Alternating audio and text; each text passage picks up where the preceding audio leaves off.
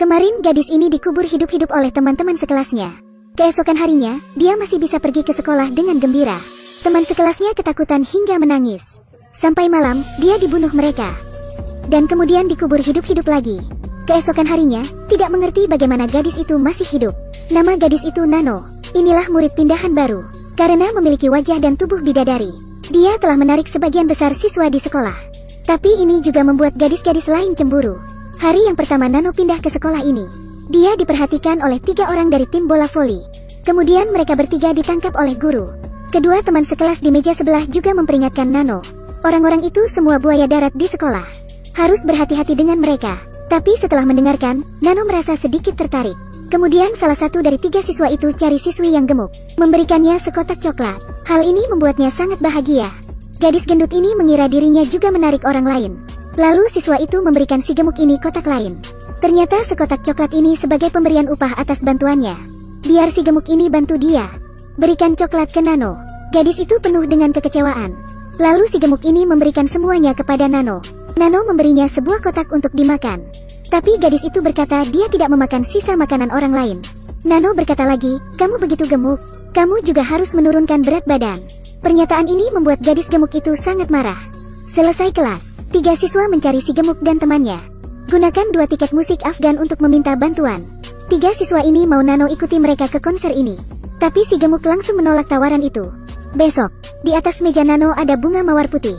Nano meletakkan tasnya di atas bunga, mau menghancurkan bunga ini. Nano bilang dia tidak suka bunga sama sekali. Nano sadar gadis di sebelahnya sangat menyukai bunga. Jadi Nano memberikan bunga itu padanya. Melihat hal itu, gadis gemuk merasa sangat cemburu. Makanya si gemuk mulai berbicara buruk tentang Nano di grup obrolan. Selesai kelas, crush gadis di sebelah berpura-pura membantunya mengerjakan pekerjaan rumah. Tapi sebenarnya dia mengintip Nano. Hal ini membuat gadis itu sangat sedih. Dia berlari ke toilet dan menangis sendirian di dalamnya. Gadis gemuk melihat ini lalu berlari ke sana untuk menghiburnya. Setelah berpikir sejenak, pintu toilet tiba-tiba terbuka. Keduanya saling menatap dengan mata penuh kebencian. Bersama-sama mereka membuat rencana jahat untuk melawan Nano. Mereka membawa Nano ke rumah 3 siswa itu. Mereka minum bersama. Tapi Nano sebagai peri minuman. Jika mereka terus minum seperti ini, mereka bertiga tidak bisa melawan Nano. Sadar situasi ini tidak baik bagi mereka, mereka berdua mulai mengubah rencana mereka. Mereka mencampur anggur putih dan anggur merah bersama. Dan juga mengeluarkan obat tidur yang telah disiapkan sebelumnya. Jika minum 1 pil, bisa tertidur seharian. Mereka langsung memasukkan 5 pil ke dalam cangkir. Lalu tuangkan anggur ke dalamnya dan memberikannya kepada Nano. Nano tidak mengambil tindakan pencegahan apapun, jadi dia minum seluruh gelas anggur dalam 1 kali. Saat minum cangkir kedua, Nano telah jatuh di atas meja. Siswa bertiga merasa bersemangat, kemudian membawa Nano ke kamar tidurnya. Namun tiba-tiba Nano membuka matanya dan terbangun. Siswa itu ketakutan banget. Nano berlari ke pintu kamar. Melihat mereka berempat di luar menguping. Kedua gadis itu juga menggunakan seluruh kekuatan mereka untuk menahan pintu, biar Nano tidak bisa keluar. 2 siswa yang lain juga mulai mendiskusikan siapa yang akan menjadi selanjutnya. Anggur merangsang siswa yang sedang di dalam kamar. Jadinya dia langsung mendorong Nano ke tempat tidur. Tapi Nano tidak melawannya. Tiba-tiba Nano tertawa. Tawa Nano membuat orang lain merinding. Makanya siswa ini ketakutan sekali. Dia berusaha untuk mencekik leher Nano, sampai Nano tidak bisa bergerak lagi. 4 orang yang tersisa terkejut banget. Biarkan masalahnya disembunyikan. Gadis gendut itu menyarankan bahwa akan menguburkan tubuh Nano. Mereka berkendara ke suatu tempat, lalu menggali lubang yang dalam untuk menguburkan jenazah Nano.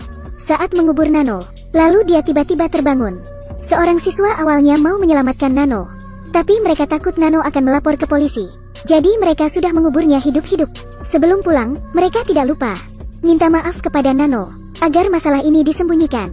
Keesokan harinya mereka masih masuk kelas seperti biasa. Mereka coba untuk tidak memikirkan kejadian tadi malam. Jika mereka sedang berpikir dan khawatir, tiba-tiba ada yang masuk ke kelas. Itulah Nano. Malam itu, mereka berdiskusi bersama. Lalu tiba-tiba Nano muncul di pintu. Dia lupa teleponnya di tempat tidur, kata Nano. Setelah itu, dia berlari ke kamar dan berbaring di tempat tidur. Lihat wajah yang ketakutan mereka. Nano mengeluarkan ponselnya dan mulai buka rekaman suara yang direkam tadi malam. Ternyata Nano sudah memakai telepon tadi malam untuk merekam semua kejahatan mereka. Karena terlalu takut, mereka berlari ke arah Nano. Sekali lagi mau membunuh Nano. Lalu kembali ke tempat yang menguburkan Nano kemarin. Menggali sebuah lubang lagi. Lalu taruh Nano ke dalam lubang. Pada saat ini, telepon berdering lagi. Rekaman mereka tadi malam saat mengubur Nano. Satu orang dari mereka melompat turun untuk menemukan telepon. Jenazah Nano tiba-tiba tertawa, lalu memeluknya erat.